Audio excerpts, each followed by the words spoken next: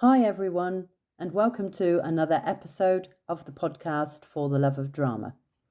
Today I am going to be continuing talking about theatres. Last week I talked about the Theatre Royal, Drury Lane in London. This time I'm going to be talking about the Mayflower in Southampton. So the Mayflower Theatre originally opened in 1928 and was named the Empire Theatre. It was part of the Moss Empire Group that expanded across the United Kingdom at the time and included cities like Edinburgh, Glasgow, Liverpool and London. Their very first show at the Mayflower, the Empire as it was named at the time, was the musical/opera Winona. And then it was followed by more successful operetta, the Vagabond King. By 1942, the theatre was primarily used as a cinema, and then in 1950 was renamed the Gaumont Theatre. At this time, when the theatre was called the Gaumont, it was part of the Rank organisation, and the theatre hosted concerts from many famous artists from 1950 to 1986, including Bill Haley and his Comets in 1957, followed by the Beatles, the Rolling Stones, supported by Ike and Tina Turner and the Yardbirds, Jimi Hendrix, Cat Stevens, Led Zeppelin, Queen, The Police, Rush, Iron Maiden, Kate Bush, Status Quo, AC/DC, Ozzy Osbourne and Slade. The theatre was threatened in 1970 when an application was made to convert it into a bingo hall. It didn't happen, thank goodness, but the theatre didn't do well financially over the next few years. And then in 1982, the Rank applied to Southampton City Council again to turn the building into a bingo hall. This was refused in 1983, and this was the year the building gained Grade 2 listed status.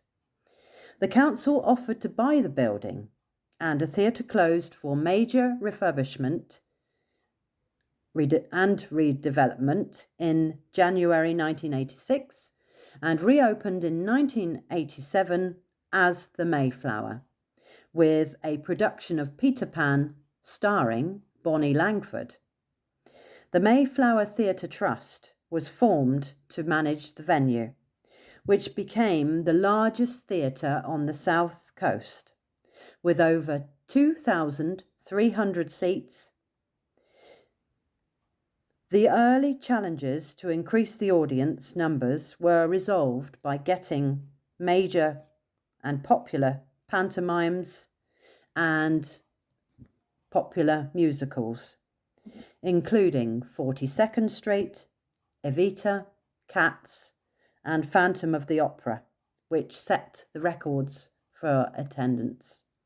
And if you know your musicals, Evita, Cats, and Phantom of the Opera are all musicals composed by Andrew Lloyd Webber.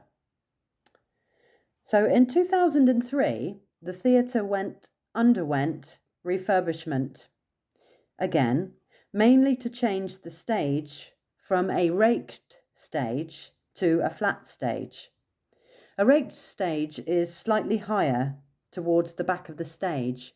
Now, I'm not quite sure they changed it into a flat stage, but maybe it was to do with the ratio and the level of the seats in the auditorium.